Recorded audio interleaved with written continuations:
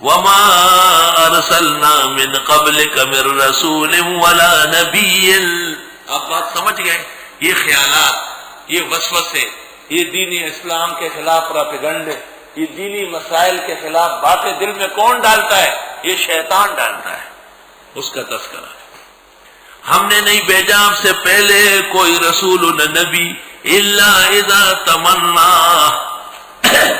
مگر انہوں نے بھی جب دینی مضمون سنایا، تمنا پڑھا، انہوں نے کہا انکم وما تعبدون من دون اللہ حسب جہنم انتم لہا واردون. تم اور جن کو تم پوجتے ہو جہنم کا ایندھن بننے والا ہے. یہ انہوں نے پڑھا نا، تو انہوں نے کیا کہا؟ اچھا عیسیٰ علیہ السلام و عزیر علیہ السلام و ملائک دوزخ جائیں گے. القى الشیطان فی امنیتہ، ڈالنے لگا شیطان ان کے پڑے کے خلاف. تمنا یا تمنا کا ایک معنی قرأ یقرأ مسلمہ ہے. فینسخ اللہ ما یلقی الشیطان، پس ختم کر دیتا اللہ وہ جو ڈالا ہوتا شیطان. ثم یحکم اللہ آیاتہ، پھر پکی کر دیتا اللہ اپنی آیتوں کو. واللہ علیم الحکیم. وہ بات سن لے، آیت آئی ان الذین سبقت لهم منا الحسنى اولئک عنہا مبعدون لا يسمعون حسیسها وهم فیما اشتهت انفسهم خالدون.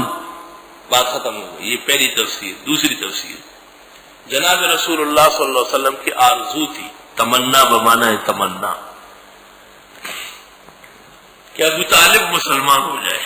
اور آپ کہتے تھے یا امی قل کلمۃ احاج لک بہا عند اللہ یوم القیامہ، اے میرے چچا جان پڑھ وہ کلمہ کہ اللہ کے حضور قیامت کے دن شفاعت کر سکو. مشرکین بیٹھے ہوئے تھے، انہوں نے کہا ترغب عن ملت عبد المطلب، وہ باپ کے مذہب سے ہٹ رہا ہے. اخیر میں ابو طالب نے ان کی بات مانی اور حضرت کی نہیں مانی اور کفر پر مرا. اور حضرت وہاں سے اٹھے، بخاری میں ہے، اور آپ کے چہرے پر آنسو بہ رہے تھے. اذا تمنا، آپ کی تمنا تھی کہ مال القى الشیطان فی امنیتہ، آپ کی آرزو اور خواہش کے خلاف شیطان نے باتیں ڈالی. اللہ اللہ. یہ دو تفسیریں مضبوط پکڑو، یہ اصل ہے، پہلی اور دوسری. تیسری بات مشہور جو بھی ہے اور غلط 100% غلط ہے، کہ جناب رسول اللہ صلی اللہ علیہ وسلم نے سورۃ نجم تلاوت کی. افرأیتم اللات والعزی ومناۃ الثالثۃ الاخری الکم الذکر وله الانثی تلک اذا قسمۃ ضیزی. یہ آیت آپ نے پڑھی. تو شیطان نے آپ کی آواز کے ساتھ آواز ملا کر کہا کہ تلک الغرانی قل علا وان شفاعتهن لترتجا، یہ مورتیاں جتنی ہیں یہ بھی پیاری ہیں اور ان کی شفاعت بھی ضرور کام آئے گی. مشرکین بڑے خوش ہوئے اور انہوں نے سب کے سب حضرت کے ساتھ سر بسجود ہوئے اور انہوں نے کہا ہمارے دین پر آخرکار آ ہی گیا. سوال یہ ہے ایسے کوئی واقعہ ہوا ہے؟ واقعہ یہ تھا کہ حضرت نے سورۃ نجم اس شان سے پڑھی کہ مشرکین بھی سجدہ کیے بغیر نہیں رہے. تو مشرکین سے کہا گیا تم نے کیوں سجدہ کیا؟ تو کہا کہ انہوں نے یہ پڑھا تھا. حضرت نے نہیں پڑھا تھا، شیطان نے مشرکین کے کانوں میں ڈالا، ان کے دلوں میں ڈالا. القى الشیطان فی امنیتہ، آپ کے پڑے ہوئے اور آپ کی آرزو کے خلاف شیطان نے ان کو پڑھوایا. جن لوگوں نے تعبیر اس طرح کی کہ حضرت کی آواز میں آوا، وہ سب غلطی پر ہے. امام غزالی اور رازی نے کہا ہے بادشاہ مسلمین ایسے شخص کو رجم کر لے جو ایسی باتیں کرتا ہے، اسلام کی عمارت ڈہ جائے گی. ہاں آپ کے خلاف مشرک کے دل و دماغ میں سب باتیں آ سکتی، وہ ہوئی. لِيَجْعَلَ مَا يُلْقِي الشَّيْطَانُ فِتْنَةً لِلَّذِينَ فِي قُلُوبِهِمْ مَرَضٌ، تاکہ کر دے اللہ وہ جو ڈالا ہے شیطان نے فتنہ ان لوگوں کے لیے جن کے دلوں میں مرض تھا. دیکھو مریض القلب کو وسوسے ڈالتا ہے، صحیح القلب کو نہیں.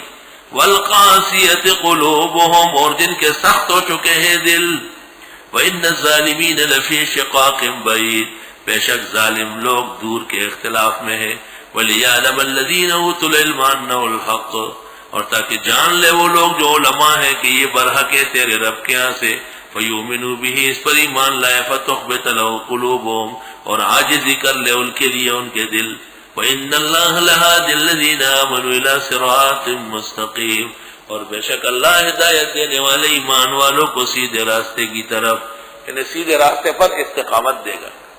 وَلَا يَزَالُ الَّذِينَ كَفَرُوا فِي مِرْيَةٍ مِّنْهُ، اور مسلسل رہیں گے کافر لوگ شک میں اس قرآن کے بارے میں، حَتَّى تَأْتِيَهُمُ السَّاعَةُ بَغْتَةً، یہاں تک کہ آئے ان کو قیامت اچانک، او یاتیہم عذاب یوم عقیم، یا آ جائے ان پر عذاب بانج والے دل۔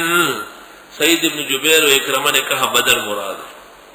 الملک یومئذ للہ، حکومت اس دن اللہ کی ظاہر ہوگی، یحکم بینہم، فیصلہ کرے گا ان کے درمیان، فالذین آمنوا وعملوا الصالحات فی جنات النعیم، پس وہ لوگ جو ایمان لے اور عمل کیے نیک وہ نعمتوں والی جنتوں میں ہوں گے، والذین کفروا وکذبوا بآیاتنا، وہ لوگ جنہوں نے کفر کیا اور تکذیب کی ہماری آیتوں کی، فاولئک لہم عذاب مہین، ان کے لیے عذاب ہوگا رسوا کن، والذین ہاجروا فی سبیل اللہ، اور وہ لوگ جنہوں نے ہجرت کی اللہ کے راستے میں، ثم قتلوا، پھر قتل کیے گئے، او ماتوا، یا اپنی موت مر گئے، لَيَرْزُقَنَّهُمُ اللَّهُ رِزْقًا حَسَنًا، ضرور دے گا ان کو اللہ روزی بہترین،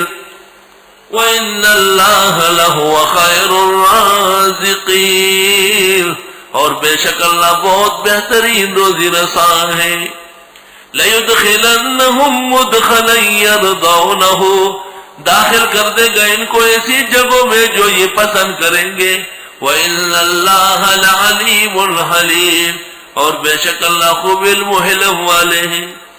ذالک، یہ بات ہو گئی، وَمَنْ عَاقَبَ بِمِثْلِ مَا عُوقِبَ بِهِ، جس کو سزا ملی جتنی تم کو دی گئی، ثُمَّ بُغِيَ عَلَيْهِ، پھر اس کے ساتھ اور زیادتی کی گئی، لَيَنْصُرَنَّهُ اللَّهُ، ضرور مدد کرے گا اللہ ایسو کی، ان اللہ لعفو غفور، بے شک اللہ معاف کرنے والے بخشنے والے۔ ذالک بأن اللہ یولج اللیل فی النہار، یہ اس لیے کہ بے شک اللہ داخل کرتے رات کو دن میں، ویولج النہار فی اللیل، اور داخل کرتا ہے دن کو رات میں، وان اللہ سمیع بصیر، بے شک اللہ سننے دیکھنے والا ہے۔ ذالک بأن اللہ هو الحق، یہ اس لیے کہ بے شک اللہ برحق ہے، وان ما يدعون من دونه هو الباطل، اور بے شک جس کو یہ پکارتے ہیں اللہ کے سوا وہ نکمے ہیں۔ بعض مبتدئین کہتے ہیں کہ عیسیٰ علیہ السلام کو پکارا، عزیر کو پکارا، ملائک کو پکارا، ہم درگاہوں کو پکارتے ہیں، وہ باطل ہے۔ روح المعانی میں اس جگہ جواب ہے کہ فرمایا ما يدعون سے مراد وہ ہستیاں نہیں ہے، وہ تو پاک ہے، بے گناہ ہے، یہ پروگرام پکارنے کا یہ باطل ہے، یہ غیر اللہ کے پکارنے کا برنامے جہازہ باطل محض، شیطانی کام ہے سارا۔